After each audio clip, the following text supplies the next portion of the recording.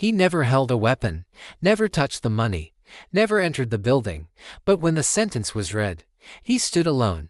He was the responsible one, or so he told himself. The one who always stayed back, the one who said, "I'll just wait in the car." He believed that physical distance created legal safety. He thought involvement had clear, neat boundaries. For years, he watched others make reckless, short-sighted choices and told himself, "I'm smarter than that.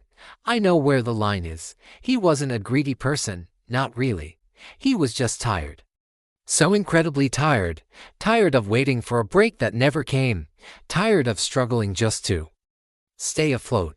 Tired of always saying no to the easy way out, while watching others get ahead.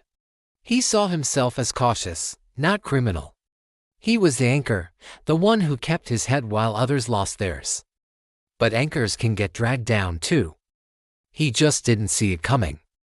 Then came the day they needed a driver. Not just any driver, but someone calm. Someone steady.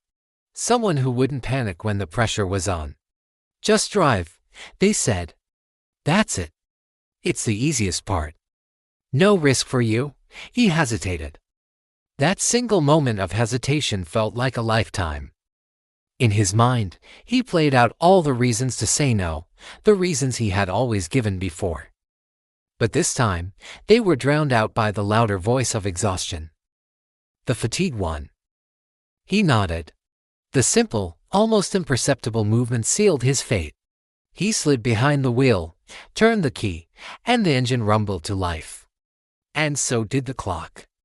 A silent, invisible timer started counting down. He didn't know it yet, but every second that pushed the plan forward was also counting backward to the end of his life as he knew it. The deal felt so simple, so clean. He was just transportation. A service provider, but the law doesn't see it that way. Hands gripping the steering wheel, knuckles white. His eyes were glued to the front door of the building. A dark rectangle that seemed to swallow the light. Minutes stretched into an eternity. Each one longer and heavier than the last. His honesty was a distant memory. Left behind the moment he agreed. Every sound on the quiet street became amplified, suspicious. The scrape of a shoe on the sidewalk. A car door slamming a block away. A distant dog barking. He felt his heart thumping against his ribs. A frantic rhythm in the suffocating silence of the car. Then, it happened. A door slammed shut. Loud and close. Footsteps, not walking, but rushing, pounding the pavement.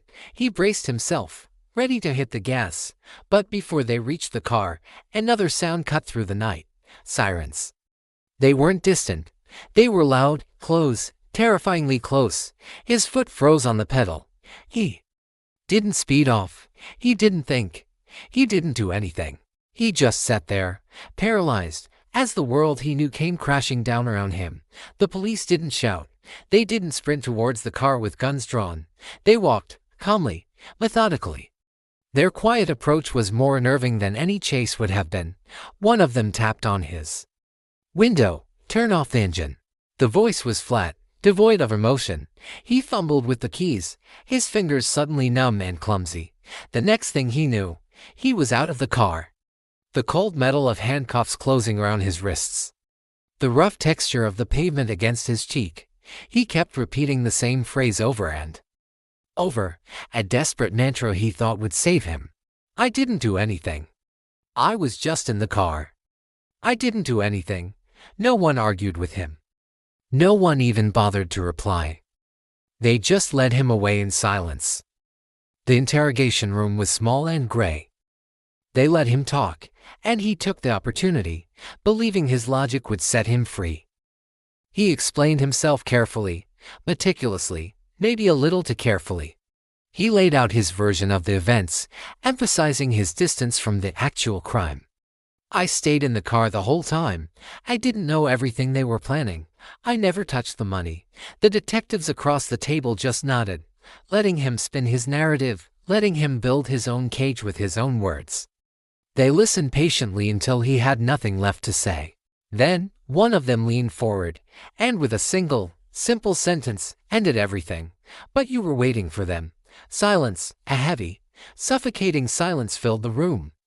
And in that quiet moment, looking into the detective's unwavering eyes, he finally understood. Waiting wasn't passive. It was in action. The courtroom was quiet, a stark contrast to the chaos of the rest. There were no sirens, no shouting, just the soft rustle of papers and the low hum of the air conditioning. The trial was a blur of words he barely understood but would never forget. Accomplice, conspiracy, participation, criminal intent. He listened as the prosecution painted a picture not of a man who robbed a store, but of a man who made the robbery possible. The final sentence, when it was delivered, didn't mention weapons, it didn't mention the stolen money, it barely mentioned the others. It focused on one thing: his presence, his waiting. He learned something that prison teaches well. A lesson forged in long days and longer nights. You don't have to pull the trigger to be part of the crime. You don't have to hold the bag to be part of the theft. Sometimes, all you have to do is wait. The moral of this story is a harsh one. Standing close to a crime is the same as standing inside it. There is no safe distance when you've agreed to be a part of the plan. Thanks for watching. Follow Moral Compass 01 for more real stories with real lessons.